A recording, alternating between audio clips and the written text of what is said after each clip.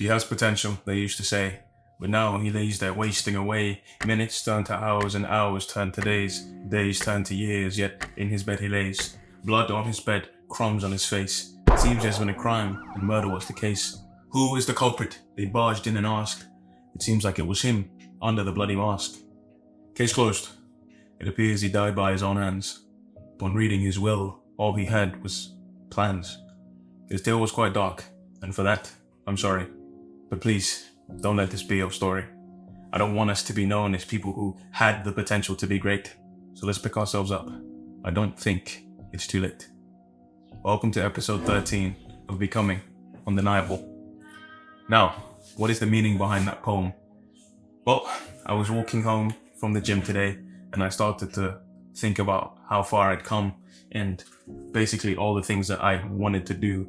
And I thought to myself, I've come really far. And in this story, this young man was known as someone who had great potential. All his friends and family knew that, yes, this young man is going to be something one day. But he started to become fine with the notion of having great potential. His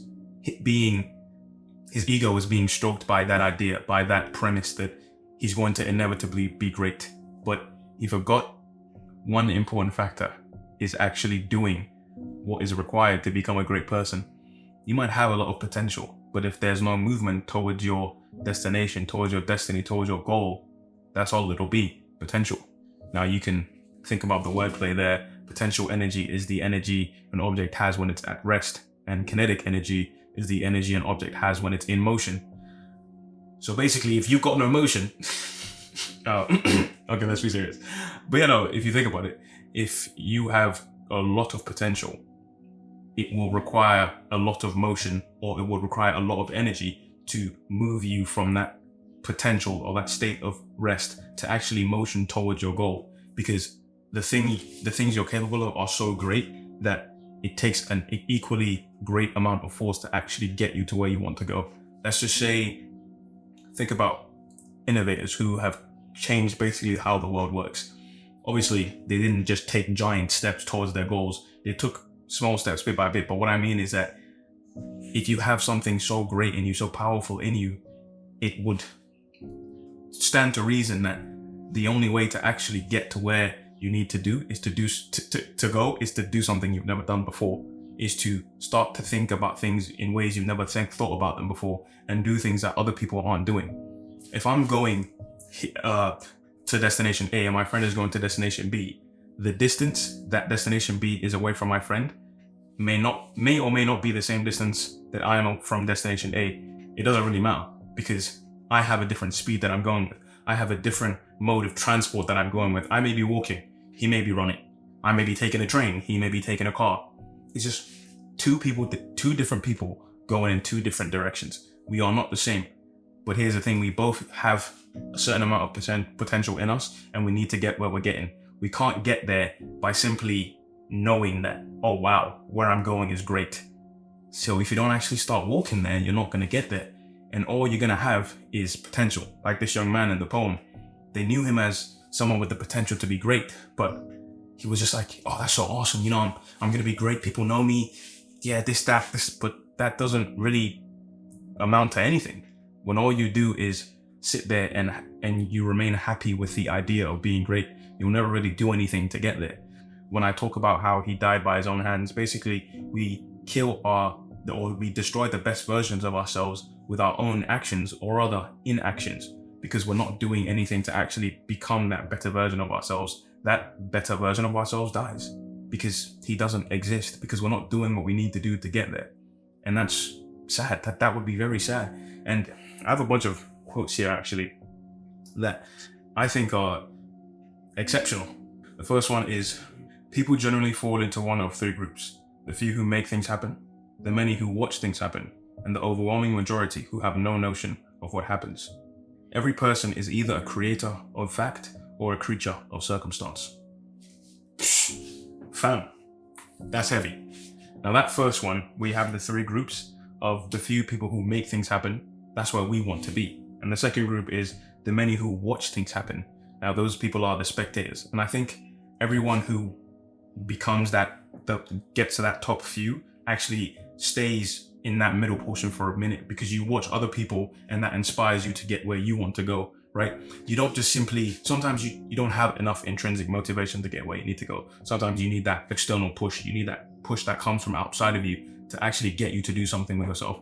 Sometimes you need to do something for someone before you actually start to do it. Like maybe some of us aren't, not necessarily that we're not self-starters, but our catalyst, the catalyst for our doing things is dependent on doing it for other people. We do it because we love other people. We do it for our families. We do it for our friends. We do it for maybe even people we don't know, but people we want to help. So that's that, that's that catalyst that we need. And that's the second group. I think sometimes you have to get to that first part. If you can make things happen, you are a bit of the second person who watch things happen for other people as well. And you want to emulate that and you want to like do the same as well. Now, the third group, these are overwhelming majority of people who have no notion of what happens. This is where we don't want to be. You can have a great potential. You can have all the potential in the world, but still have no idea what's going on. You can have an idea of what you could be doing to make things happen, but you're not doing it. And you don't want to be there. I think that's the worst place you can be. Now, the second quote that says, every person is either a creator of fact or a creature of circumstance. I think people who exist in that third part of the first quote, the people who have no notion of what happens, they are creatures of circumstance. And what we want to be, or what we want to aim to be, or at least what I aim to be as becoming an undeniable man, is to be a creator of fact. When I do something, I want it to be the first time it's been done. So that it's like, oh, that's now a fact. It's not that something happened to David and he had no option but to do X, Y, Z. Now, don't get me wrong, inevitably that's going to happen because life happens, life is unpredictable. But for a majority of my life, I want to be in control of what happens to me, right? I'm not just going to sit there and let life happen to me. It's like, oh, everyone's not getting a job, therefore I'm not going to get a job. I don't want that to be my life. I don't want that to be my mentality. Here's another poem for you. I am only one, but I am one. I cannot do everything, but I can do something. What I can do, I ought to do. And what I ought to do, by the grace of God, I shall do. By Canon Farrar. I don't know who the flip that is, but that's a great poem. Especially that last line. He says, and what I ought to do, by the grace of God, I shall do. You bet your bottom dollar that's what's going to happen, brother. All right? Because if you know what you're capable of, even if you don't know what you're capable of, you know you're capable of something, but you'll never find out until you actually do it. On the path to getting closer to that, to living up to our potential, sometimes we get distracted. We allow the devil to distract us from how far we've come by showing us how much we have left.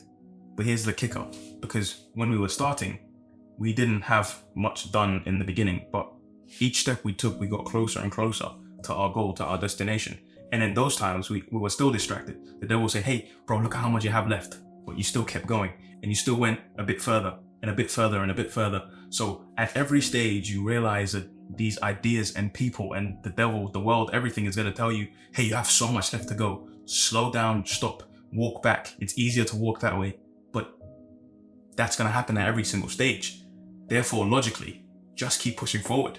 Because, man, again, I've come too far to stop now. I've met so many of my role models. I met people that I really look up to, a bunch of creators on Instagram and people who I can see that are going to do great things. And I believe I'm going to do great things as well. So I'm in good company. And if those are the people I'm consistently interacting with to some degree, why on earth would I stop doing what I'm doing now?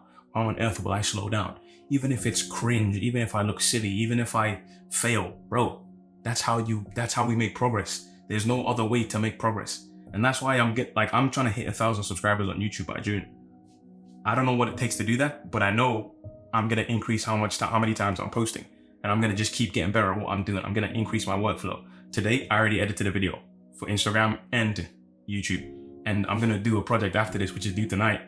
But yeah, I think, it would be hard to kind of balance everything because of how much potential you have. But I still believe that it's possible if we just keep moving forward, if we keep putting one foot in front of the other. And it sounds so cliche, but cliches are cliches for a reason. And I think I've said it before, sometimes you look like a silly goose until you lay the golden egg.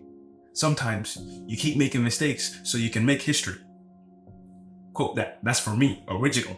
Anyways, you have a lot of potential to stop what you're doing, but don't allow the fact that you have a lot of potential to get to your head and be fine with it. Because I think a lot of times we tell people our ideas and we know how excellent we could be. So we're fine with just the bare minimum. So we settle for this, but that's just not ideal. We don't want that. I've said that before in my previous videos. We don't want that. That's not good. That's no bueno, my friend. Anyways, a post-podcast interview or analysis, that was decent. You know, I started with a premise. I think you got away from me a little bit, but that's fine. But yeah, don't forget that your potential means nothing if you do nothing to get towards fulfilling your potential. In other words, potential energy, transform kinetic energy so you can get some motion, so that no one can ever accuse you of having no emotion. You get me? Godspeed. That makes 0 sense. 0 sense. That was so stupid. That was so dumb. Oh, sorry. Are you still here? I love you. God loves you. Keep working. You're gonna make it. We're gonna make it. As always, Godspeed. I'm tired of hearing you lame say I ain't with it. Telling me I ain't got motion. I went to your hood and they don't know you. Embarrassing. Embarrassing.